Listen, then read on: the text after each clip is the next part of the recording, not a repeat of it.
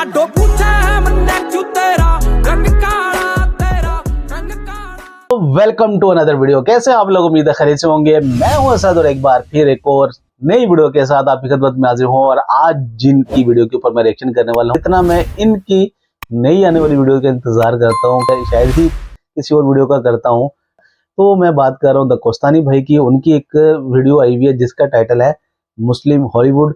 इसके अंदर भी हमें एक और नई चीज ही पता लगने वाली है। तो चलिए वीडियो को स्टार्ट करते हैं। वीडियो को अंत तक जरूर देखिएगा और चैनल को सब्सक्राइब करना ना भूलिएगा। अलादीन, सिम्बा और अली बाबा 40 चोर,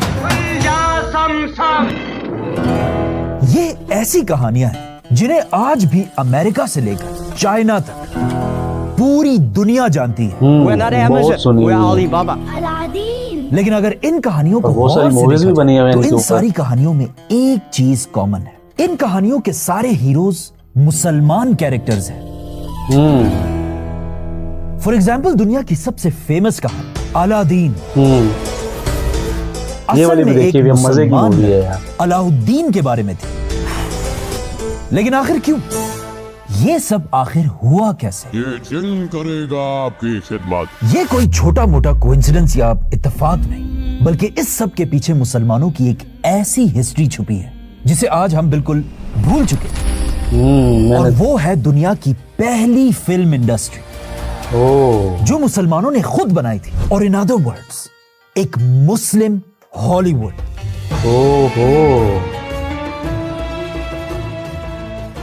ये ले। अरे अली बाबा, दरवाजा खोलने का राज किसी को मत बताओ। खुल जा सिम सिम, लेकिन पहले पैसे दो। बेहतरीन किताबें और मखतूतात। आज तक दुनिया में मुसलमानों की 3 बड़ी एम्पायर्स रही हैं। खिलाफत राशिदा, बनु उमैया और अब्बासी खिलाफत।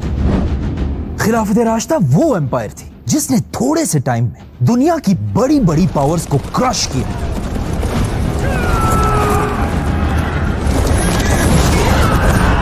और पहली बार मुसलमान दुनिया के सुपर पावर बने।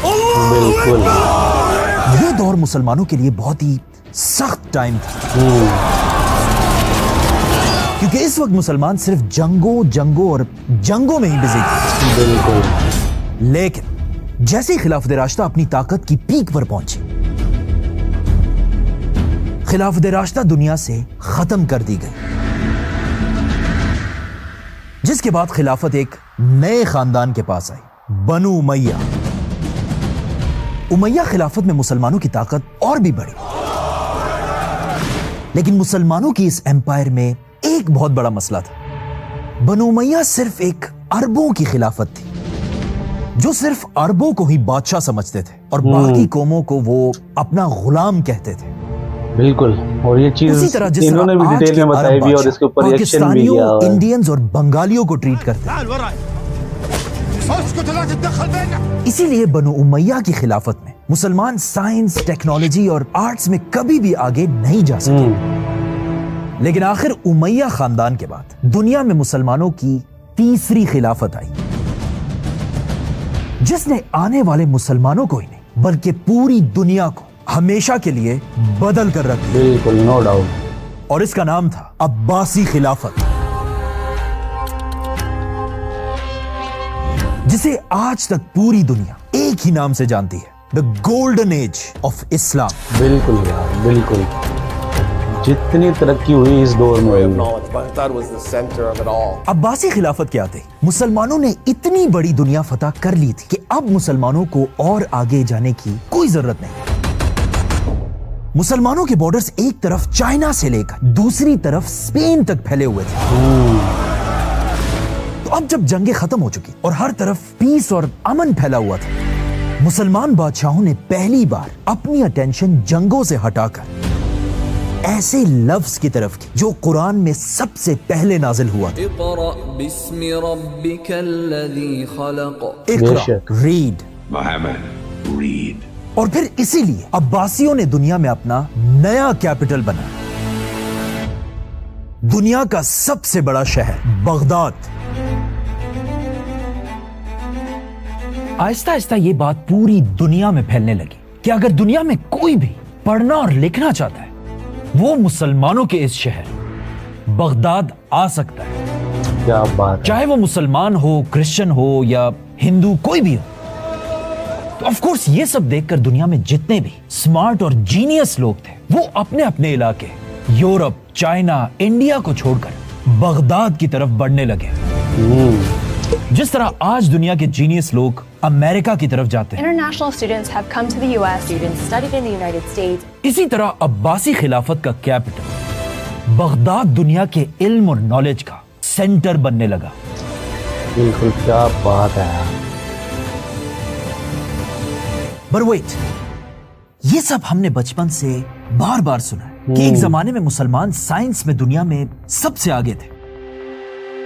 बट ये वीडियो मुसलमानों की साइंस की ताकत के बारे में नहीं, बल्कि मुसलमानों के आर्ट्स की ताकत के बारे में है, जिसे आज हम सब भूल चुके हैं। क्योंकि दुनिया में कोई भी सुपर पावर सिर्फ अपनी आर्मी और टेक्नोलॉजी से नहीं बनती, बल्कि सुपर पावर बनने के लिए आपको साइंस के साथ साथ आर्ट्स में भी पूरी दुनिया से आगे होना होता है। बिल्कुल। फॉर एग्जाम्पल, आज की सुपर पावर अमेरिका के पास दुनिया की सबसे बड़ी आर्मी है, लेकिन आर्मी के साथ साथ अमेरिका के पास दुनिया की सबसे बड़ी फिल्म इंडस्ट्री हॉलीवुड भी है। अच्छा, इस बात का सिर्फ आज हमें नहीं पता, बल्कि आज से 1000 साल पहले बगदाद के बादशाहों को भी इस बात का अच्छी तरह पता था। इसीलिए जब अब्बासी बादशाहों ने पूरी दुनिया के टैलेंटेड लोगों को बगदाद बुलाया, पूरी दुनिया से लोग अपने इलाकों को छोड़कर बगदाद की तरफ बढ़ने लगे। पूरी दुनिया से ये लोग अकेले नहीं, बल्कि अपने साथ अपनी जबान, कल्चर और इवन कहानियां भी लेकर बगदाद आए। यार, और इस तरह एडिटिंग लेवल स्किल जो है ना, कमाल का है कल्चर्स इनका। और कहानियां इसकी मैं जमा होने बहुत लगी। ज्यादा तारीफ तो पहले भी कर चुका हूँ। और बगदाद के लोग भी हर नए आने वालों से उनकी कहानियां सुनने के लिए गौर से उसके पास जमा हो जाते थे। और इस तरह यहां से बगदाद एक इंटरनेशनल सिटी बनी, और यहीं से बगदाद में दुनिया की पहली स्टोरी इंडस्ट्री या फिल्म इंडस्ट्री शुरू हुई। तो जिस तरह आज एक फिल्म या मूवी में एक हीरो या एक्टर होता है, name's Bond, James Bond. उसी तरह उस जमाने में बगदाद में भी एक नई फील्ड बनी जिसका नाम था हिकावती। हिकावती एक ऐसा बंदा होता था जो बगदाद के बाजारों में खड़ा होकर जोर जोर से लोगों को कहानियां सुनाया करता था। हुकूमत को आपके बादशाहों की कहानियां, जिन्नात की कहानियां और इवन पैगंबरों की कहानियां। बगदाद के इन हिकावतियों की कहानी सुनने के लिए लोग दूर दूर से जमा हो जाते थे, और अगर उसकी कहानी अच्छी होती थी उसे बहुत ज्यादा पैसा भी मिलता था। इस तरह आहिस्ता आहिस्ता इन कहानियों का बिजनेस इतना बढ़ने लगा अपने दरबार में कि ये पहली बार एक पूरी इंडस्ट्री बन गई। बल्कि यहां तक कि लोग ट्रेनिंग्स लेने लगे कि एक अच्छी कहानी बनाते कैसे हैं। जिस तरह आज लोग फिल्म मेकिंग या एक्टिंग सीखने जाते हैं, लेकिन बगदाद की फिल्म इंडस्ट्री का एक बहुत बड़ा मसला था। ये सारी बस आम कहानियां थी, इन्हें किसी ने भी गौर से सोच समझकर नहीं लिखा था, जिसमें बहुत सी कहानियां बिल्कुल बोरिंग कहानियां थी। जिस तरह आज फ्लॉप फिल्में होती हैं। आपको थप्पड़ कैसी लगी? भारी आवाज, स्कैरी पिक्चर। और ये बगदाद की फिल्म इंडस्ट्री को आहिस्ता आहिस्ता डुबा रहा था। इसीलिए ये देखकर बगदाद के कहानी वाले हिकावतियों को समझ आ गई कि अब उन्हें एक ऐसा काम करना होगा, एक ऐसी कहानी लिखनी होगी जिसे सुनकर लोग एक सेकंड भी इधर उधर ना देख सके और बिल्कुल गौर से इस कहानी को सुनते रहे। और इन अदर वर्ड्स, हमें एक ऐसी कहानी बनानी होगी जिसे सुनने के लिए बगदाद का हर आदमी हर रात दूर दूर से चल कर आए। जिसके बाद यहां पर बगदाद में एक ऐसी कहानी लिखी गई जिसे बगदाद तो क्या, आज तक पूरी दुनिया नहीं भुला सकी। और इवन आप भी वो कहानियां बार बार सुन चुके हैं। अलादीन, अली बाबा और सिम्बाद जैसी कहानियां। बगदाद के स्टोरी टेलर्स ने मिलकर दुनिया की सबसे बड़ी कहानी पर काम करना शुरू किया और उन्होंने इस कहानी का नाम रखा 1001 रातें, 1001 nights. Old stories. And they come from the 1001 Arabian Nights. 1001 Nights. क्या अजीब सा नाम है, लेकिन इसी नाम के पीछे बगदाद की पूरी फिल्म इंडस्ट्री का सीक्रेट छुपा है।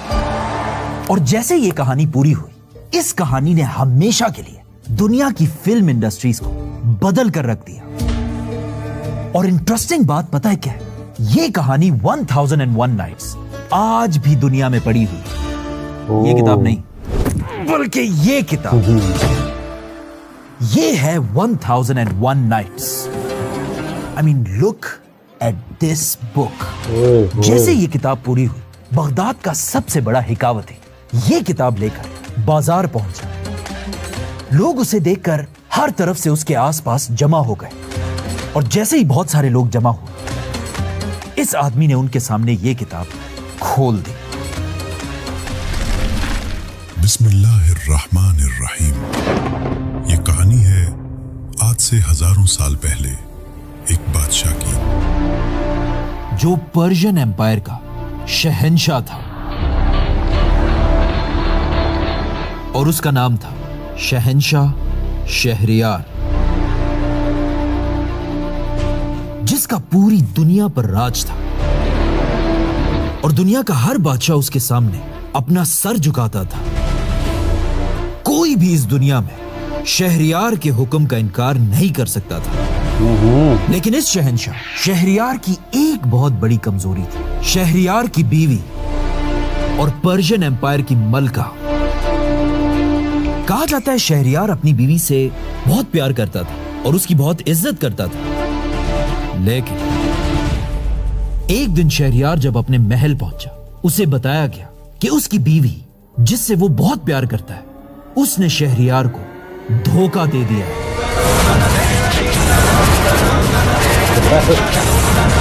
ये वाला साउंड कमाल गया। शहंशाह शहरयार को बिल्कुल तोड़ कर रख दिया और उसे इतना गुस्सा है कि उसने अपने हाथों से अपनी ही बीवी को मार डाला। लेकिन अपनी बीवी को मारने के बाद भी शहरयार का गुस्सा कम नहीं हुआ, बल्कि अपने बीवी के धोखे की वजह से अब शहरयार दुनिया की हर औरत से नफरत करने लगा। दुनिया की हर औरत उसे धोखेबाज लगने लगी और इसी गुस्से में उसने अपने वजीर आजम को हुक्म दिया कि आज के बाद मैं हर रात एक कवारी लड़की से शादी करूंगा। जाओ लेकर आओ। और सुबह होते ही मैं उस लड़की को मार डालूंगा। फिर शहरयार ने अपने वजीर की तरफ देखा और कहा, अगर एक रात भी तुमने मेरा हुक्म पूरा नहीं किया तो मैं तुम्हारा सर उड़ा दूंगा। अब शहरयार का वजीर एक बहुत ही शरीफ आदमी था और वो खुद ऐसा बिल्कुल भी नहीं करना चाहता था, लेकिन शहंशाह का हुक्म टालना अपनी मौत को बुलाना था। जिसके बाद ऑफ कोर्स वजीर हर रात शहर से किसी कवारी लड़की को जबरदस्ती उसके घर से घसीटकर बादशाह के सामने पेश करने लगा और सुबह होते ही उस लड़की को मार दिया जाता था। इसी तरह 1, 2 या 3 रातें नहीं, बल्कि हजारों रातों तक शहंशाह शहरयार मासूम लड़कियों को हर सुबह मारता रहा, जिसकी वजह से पूरी सल्तनत शहरयार से तंग थी और उससे नफरत करने लगी थी। लेकिन शहरयार को इस सब का जरा भी पछतावा नहीं था।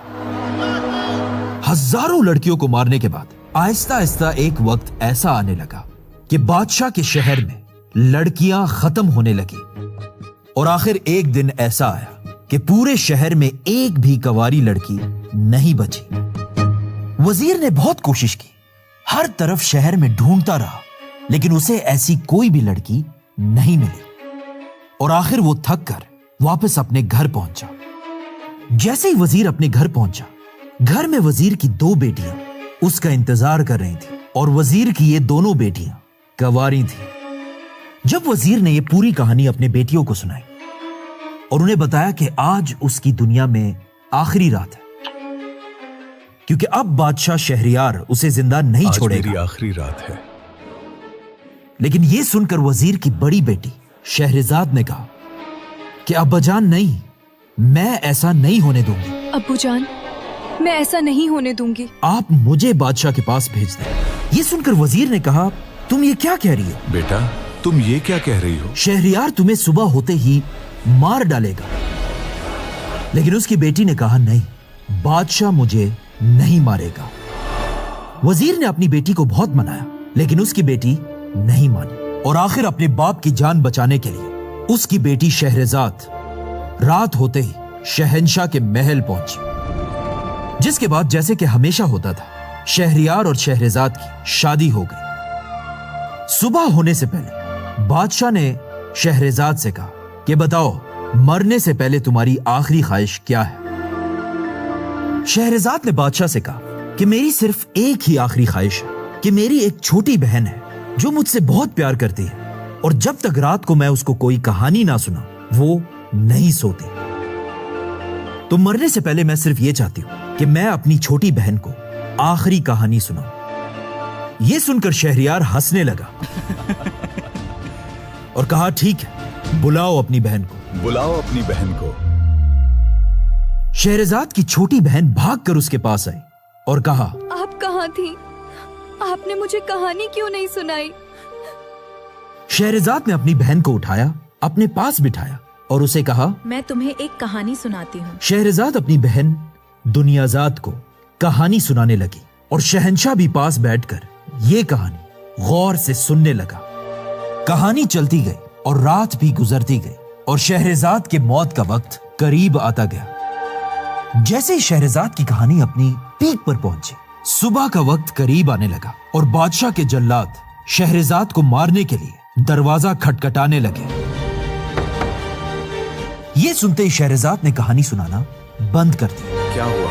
तुम रुक क्यों गई? मुझे बताओ, कहानी में आगे क्या हुआ? लेकिन शहरजाद ने कहा, नहीं, बाकी कहानी मैं कल रात को सुनाऊंगा। जैसे ही जल्लाद कमरे के अंदर आए, बादशाह शहरजाद की कहानी में इतना घुस चुका था कि पहली बार कई सालों के बाद बादशाह ने जल्लादों से कहा, रुक जा, मैं इस लड़की को एक रात और जिंदा रहने की इजाजत देता हूं ताकि ये अपनी कहानी खत्म कर सके। अगली रात शहरजाद ने वहीं से अपनी कहानी शुरू की और इस कहानी को खत्म कर दिया। दर्द, अक्ल। बादशाह को यह कहानी बहुत पसंद आई और वो खुश हुआ कि अब वो इस लड़की को मार सकता है। लेकिन बादशाह के हुक्म देने से पहले शहरजाद ने एक और कहानी शुरू कर दी। ये कहानी भी जब अपनी पीक पर पहुंची, जल्लादों ने दरवाजा खटखटाना शुरू किया और एक बार फिर शहरजाद ने अपनी कहानी रोक दी। बादशाह ने कहा, क्या हुआ? शहरजाद ने कहा, इससे आगे की कहानी मैं कल सुनाऊंगा। तो बादशाह ने शहरजाद को एक और रात इजाजत दी कि वो ये कहानी भी खत्म कर दे। अगले दिन शहरजाद ने फिर ये कहानी खत्म की और एक नई कहानी शुरू कर दी। जल्लाद फिर अंदर आए। शहरजाद ने फिर कहानी रोकी और कहा, अगली कहानी मैं कल सुनाऊंगी, और बादशाह ने उसे एक और दिन की इजाजत दी। फिर एक और दिन और एक और दिन। इन्हीं कहानियों के अंदर एक रात शहरजाद ने बादशाह को एक ऐसी कहानी सुनाई जो आज तक जिंदा है। एक मुसलमान लड़के अलाउद्दीन और उसके चिराग की कहानी, जिसे आज हम अलादीन के नाम से जानते हैं। इन्हीं रातों में एक बार शहरजाद ने शहंशाह को अली बाबा और 40 चोरों की कहानी सुनाई, जो आज तक इतनी फेमस है कि चाइना की सबसे बड़ी कंपनी का नाम भी अली बाबा है। We're not Amazon, we're Alibaba. इसी तरह शहरजाद ने सुलेमान अलैहिस्सलाम की अंगूठी, खिजर अलैहिस्सलाम की कहानियां और बहुत सारे जिनों की कहानियां भी सुनाई, जो आज तक हमारी नानी और दादियां हमें सुनाती रहती हैं। भूत उसको खा लेता है। बल्कि कुछ लोग तो इन कहानियों को सच समझकर मस्जिद के मिंबरों से भी सुनाते हैं। हर बार इसी तरह शहरजाद की कहानियां चलती रहीं और रातें भी गुजरती रहीं और हर रात बादशाह उसे एक दिन और की इजाजत देता रहा। तो 1000 रातों के बाद शहरजाद ने बादशाह को अपनी आखिरी कहानी सुनाई। बादशाह ने कहा, क्या हुआ? मुझे एक और कहानी सुनाओ। क्या हुआ? मुझे एक और कहानी भी सुनाओ। लेकिन शहरजाद ने कहा, नहीं, आज मेरी सारी कहानियां खत्म हो गई। आज सारी कहानियां खत्म हो गई हैं। और सुबह होते ही जब जल्लाद दोबारा अंदर आए, बादशाह शहरजाद की कहानियों से अब इतना बदल चुका था कि उसने थोड़ा सोचने के बाद कहा, मैं शहरजाद को माफ करता हूं। मैं शहरजाद को माफ करता हूं। और आज के बाद शहरजाद मेरे बल्कि पूरी पर्शियन एम्पायर की मलका होगी। बादशाह ने आखिर 1001 रातों के बाद शहरजाद को माफ कर दिया। इसीलिए इस एक कहानी का नाम था 1001 नाइट्स। और आखिर इस हिकावती ने अपनी किताब अल्फ लैल व लैला बंद कर दी। आखिर 3 साल के बाद जब ये 1000 कहानियां खत्म हुई तो बगदाद के लोग हैरान रह गए, क्योंकि पिछले 1000 रातों से सिर्फ शहंशाह शहरजाद की कहानियां नहीं सुन रहा था, बल्कि बगदाद के सारे लोग भी यही कहानियां सुना करते थे। क्योंकि सुबह होते ही जिस जगह पर शहरजाद अपनी कहानी रोकती थी, एग्जैक्ट उसी जगह पर यह हिकावती भी अपनी कहानी को रोक देता था। आगे की कहानी मैं कल सुनाऊंगा। और फिर इस कहानी के सस्पेंस की वजह से सिर्फ शहंशाह ही नहीं, बल्कि बगदाद के सारे लोग भी दूर दूर से आकर कहानी का अगला हिस्सा सुनने के लिए जमा होते थे।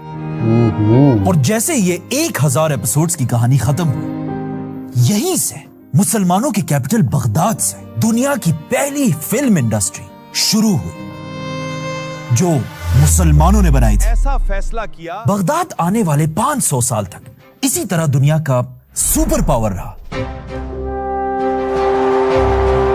लेकिन आखिर 500 साल बाद, जैसे कि हमेशा होता है, बगदाद की तबाही का वक्त भी करीब आया।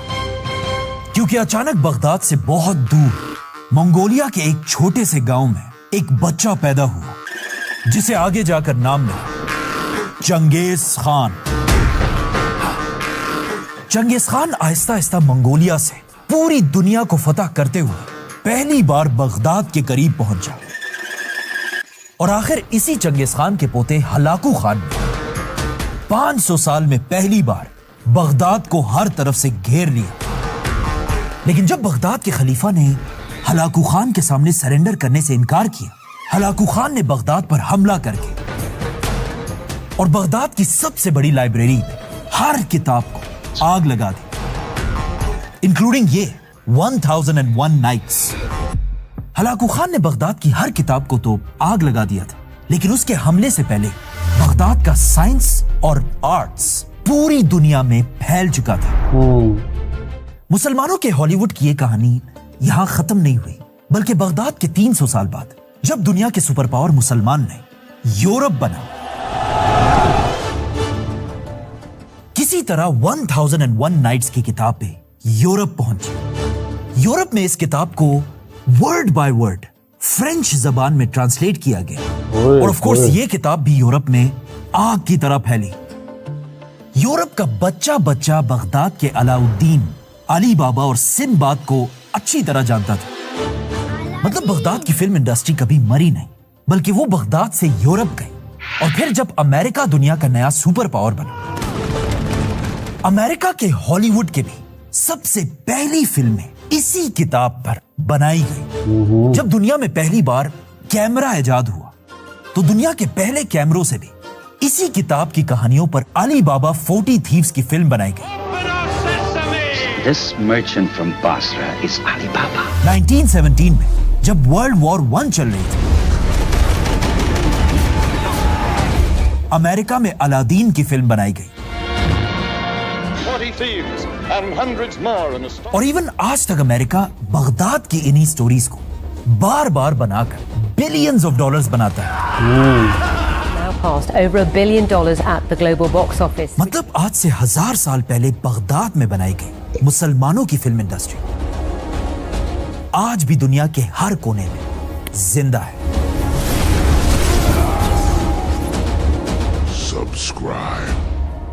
गोल्डन एज का दौर था जिसके अंदर मुसलमानों ने बहुत ज्यादा तरक्की हासिल की, इल्म के अंदर, साइंस के अंदर, हर फील्ड के अंदर मुसलमानों ने तरक्की हासिल की। और उसी दौरान उन्होंने फिर एक और चीज भी इंट्रोड्यूस करवाई, जो आपके स्टोरी टेलर्स होते हैं उनके अंदर ही ये खासियत होती है, जो इस लेवल तक स्टोरी बयान करते, जो सुनने वाला है वो कंप्लीटली उसके अंदर खो जाता है। मैंने जो ऑब्जर्व किया है अब तक की जितनी भी मैंने इनकी वीडियो के ऊपर रिएक्शन किया है ना, दो कोस्तानी भाई की, कि एक वीडियो के अंदर भी 1 सेकंड के लिए भी मुझे ऐसा नहीं लगता कि मुझे ये वाला पार्ट बोरिंग लगता है। यार शुरू से एंड तक ऐसा ये सीन क्रिएट करते हैं ना, वह चाहे वो 1 घंटे की भी वीडियो हो या इवन कि मैं तो कहता हूँ 2 घंटे की भी हो, तो एक टाइम भी 1 सेकंड भी ऐसा नहीं आएगा जिसके अंदर हमें बोरिंग लगेगा। और ये खासियत अल्लाह बहुत कम लोगों को देता है।